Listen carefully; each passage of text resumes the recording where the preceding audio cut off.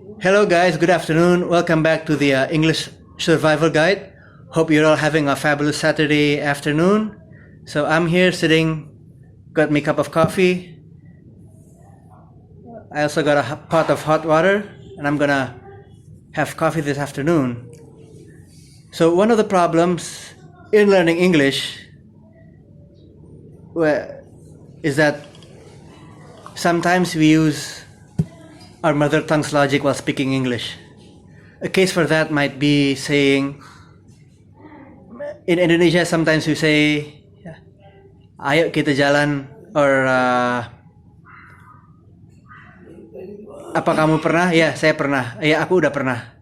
So sometimes we translate that when we speak in English, we translate that logically into either this,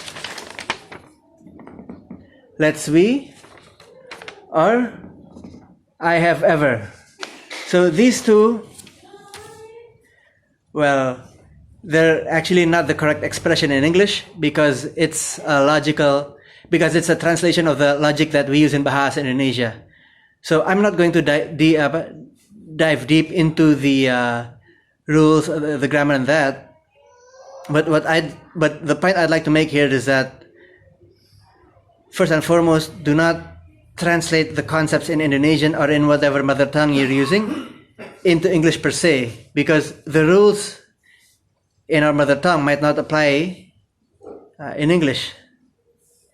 Say like I have ever, for the first case, let's we is a result of our minds trying to say ayo kita do something in Indonesian, and then we directly translate that into English.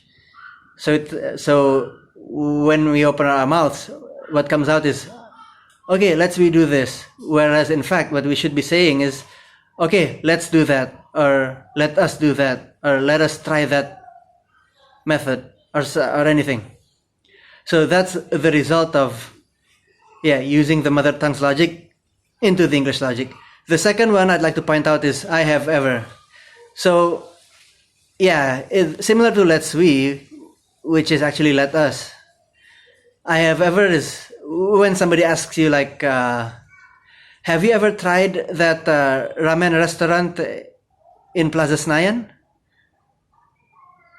Okay, since being an Indonesian, we might translate that back into Indonesians at the back of our heads into apa kamu pernah? Ya, saya pernah. Saya udah pernah. So we translate it. So in our minds, what we form in the back of our heads is that saya is I, udah is have, pernah ever. Okay. So that's So that's if you can say that's a logical error. Whereas in fact, I have would suffice if you've ever tried that. If you've tried that. If not, then you might want to say, "Oh no, I've never." So it doesn't always translate directly from the logic of our mother tongue into the English logic. That's the point I'd like to make this afternoon. Okay, guys. So the second important thing I'd like to point out today, to improve our English, is that learning it directly from the horse's mouth, if you could say that. But by that I mean, first and foremost, we can try listening to, not listening, but actually watching videos or watching movies or talk shows without switching on the Indonesian subtitles. So like, just log on to any movie you want to watch on Netflix or on Blu-ray or anything you want to catch on YouTube. Just make sure to either switch out the Indonesian subtitle, or secondly, if you want to learn more, just turn on the English subtitle. That would be more helpful, because by that we'd be able to have more of a grasp on how the natives talk. Because unlike Indonesian, and in Indonesian there's a lot of variance between the